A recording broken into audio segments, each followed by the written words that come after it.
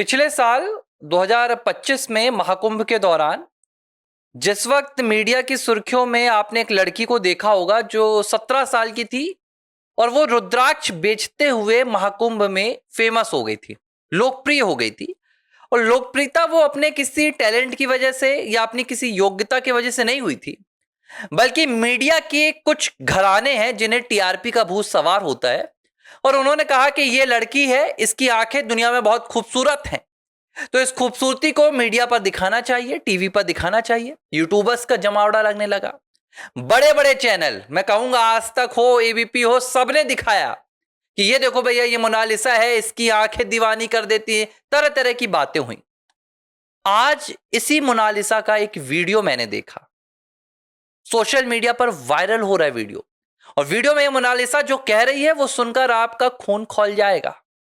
ये मोनालिसा कह रही है कि भाई, जब श्री कृष्ण ने, वो ऐसा नहीं कह रही, मैं उनके शब्दों में कह नहीं सकता मोनालिसा के, लेकिन वो बड़े ही बेढंगे ढंग से अपमानित सुर में कह रही है कि जब श्री कृष्ण ने श्री राधा रानी से प्रेम किया था तो क्या उन्होंने श्री राधा रानी से पूछा था कि उनका धर्म हिंदू है या मुस्लिम, या श्री राधा रानी ने कृष्ण से पूछा था कि उनका धर्म हिंदू है या मुस्लिम।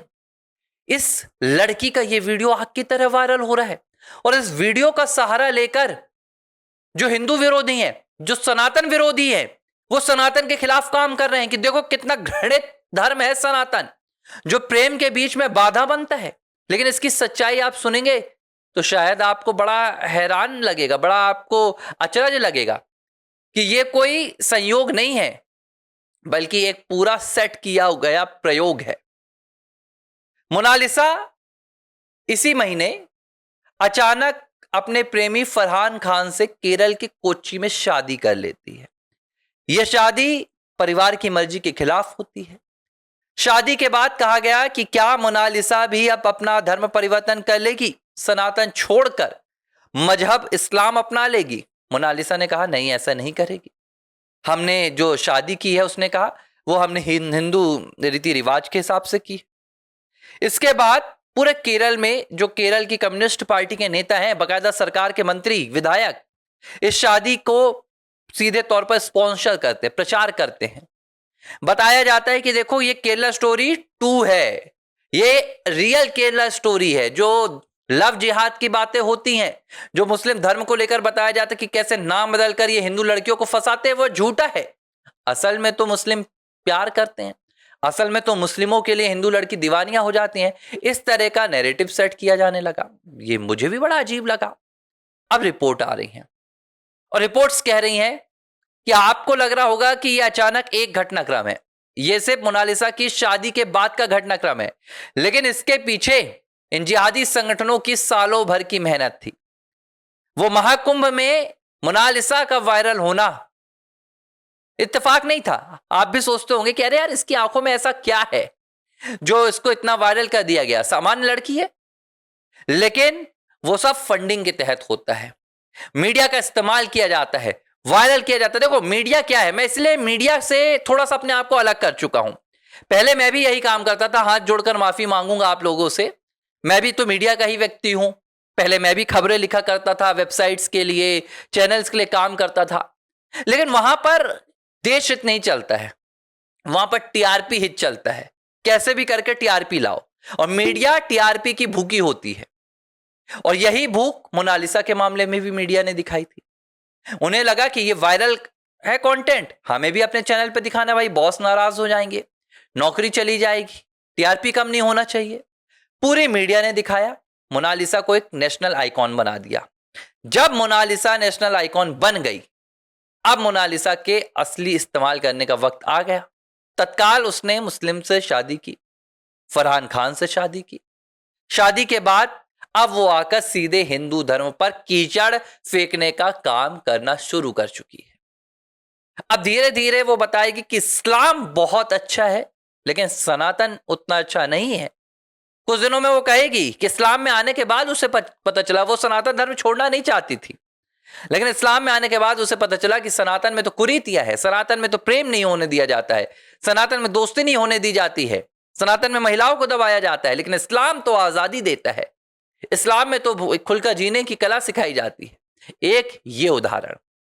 दूसरा उदाहरण, इंदौर की एक लड़की है चंद्रिका गेरा दीक्षित। कुछ दिनों पहले दिल्ली में वायरल हुई थी, पिछले साल की बात है, 2025 की। बाद में इसे बिग बॉस जो अश्लीलता का एक कार्यक्रम आता है, मैं तो आपसे लोग विनती करूंगा, अगर आपके घर में बच्चे देखते हो तो उस कार्यक्रम को बंद कराएं, तत्काल रिमोट छीन ले। भले आपका बच्चा कुछ मिनट रोए, आपसे दूर रहे, लेकिन छीन लीजिए। आगे चलकर वही बच्चा आपको धन्यवाद देगा। आज अगर आप रिमोट नहीं छीनेंगे तो बच्चे की जिंदगी के लिए आगे चलकर आप जिम्मेदार होंगे। इस चंद्रिका गेरा दीक्षित को बिग बॉस में भी बुलाया गया, नेशनल आइकॉन बनाया गया। इसकी शुरुआत आपको पता कैसे हुई थी? ये दिल्ली में वड़ा पाव बेचती थी। वड़ा पाव जब ये बेचती थी तो ये अपने ब्लॉग बनाती थी, प्रतिदिन क्या कर रही है, कैसे ग्राहक आ रहे हैं, कितनी बिक्री हो रही, सब बातें बताती थी और शुरुआत करती थी जय श्री महाकाल, जय माता दी। इसने हिंदुओं को अट्रैक्ट किया। हिंदुओं को अट्रैक्ट किया, भाई हमारे सनातनी, हम जहां भी भगवान का नाम देखते हैं हम खींचे चले जाते हैं। अरे हम क्या बजरंगबली खींचे चले गए थे? काल नेमी जब राम राम राम गा रहा था, बजरंगबली नीचे उतर गए। राम नाम की महिमा होती है, हमें राम नाम से प्रेम होता है। ये चंद्रिका गेरा दीक्षित जय श्री महाकाल के नारे लगाती, जय श्री माता दी करती। व्लॉग शुरू हुए, कहा गया बड़ी खूबसूरत लड़की है। इसी अंदाज में मोनालिसा की तरह इसे भी वायरल किया गया। वायरल हुई, बिग बॉस तक का सफर पहुंचा। बिग बॉस में आई, वहां अपनी कहानी सुनाई, बच्चे की कहानी सुनाती, पति की स्ट्रगल की बात बताती। पिछले कुछ महीनों से ये क्या कर रही है, सोशल मीडिया पर ये अपने एक मुस्लिम साथी के साथ नजर आती है। अब कहा जा रहा है कि इसने इससे शादी भी कर ली है। ये अब कैसी बातें करती है, उस मुस्लिम युवक को कहती है कि कहो जय श्री महाकाल। वो मुस्लिम युवक कहता है जय श्री महाकाल। फिर कहती कहो जय श्री राम। फिर वो मुस्लिम युवक कहता है जय श्री राम। फिर क्या कहती है चंद्रिका गेरा दीक्षित, देखो मुस्लिम उतना बुरा नहीं होता जितना आप लोग बताते हो, ये भी इंसान है, हम भी इंसान है, मजहब नहीं सिखाता आपस में बैर करना। ये वही वाली बात हो गई। तो अब ये क्या था? ये भी कोई इत्तेफाक नहीं था। 1.5 साल की मेहनत, चंद्रिका गेरा दीक्षित को आइकॉन बनाया गया, सोशल मीडिया स्टार बनाया गया और अब वो हिंदू धर्म पर कीचड़ थोप रही है। और ये इस वक्त सॉफ्ट किलिंग है। ये सॉफ्ट किलिंग है।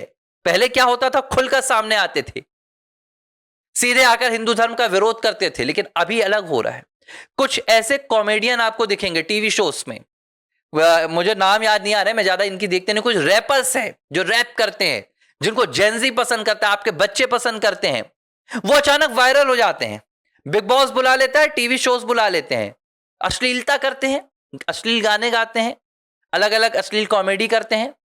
जब फेमस हो जाते हैं, उनके पास एक अच्छी फॉलोइंग हो जाती है, फिर उनके जरिए नैरेटिव सेट कराया जाता है। ये खेल चल रहा है इन दिनों। इसे डिजिटल अटैक के तौर पर देखिए, इसे सॉफ्ट किलिंग के तौर पर देखिए कि हिंदुओं को कैसे विभाजित किया जाए, हिंदुओं के मानसिकता को कैसे तोड़ा जाए। मोनालिसा हो, चंद्रिका गेरा दीक्षित हो, या इसी तरह के सैकड़ों उदाहरण हो। ये कभी कैटरीना कैफ की कहानी क्यों नहीं बताते? वैसे तो बॉलीवुड अभिनेत्री है, मैं बहुत इत्तेफाक नहीं रखता बॉलीवुड से, लेकिन कैटरीना कैफ इस्लाम धर्म का होने के बावजूद विकी कौशल से शादी करती है। उसकी कहानी क्यों ये सोशल मीडिया पे नहीं दिखाते हैं कि भाई वो हिंदू धर्म में आने के लिए क्यों ललायत हुई? बताएं? नहीं बताएंगे, क्योंकि इन्हें हिंदुओं को बदनाम करना, हिंदुओं की अच्छाई नहीं दिखाना। लेकिन आप सतर्क रहें। मैं इस तरह के वीडियोस बनाता नहीं हूं, लेकिन आज जब मैंने वीडियो देखा उस मोनालिसा का भगवान श्री कृष्ण को लेकर कहते हुए, तो मुझे लगा कि शायद आप लोगों से चर्चा करनी चाहिए।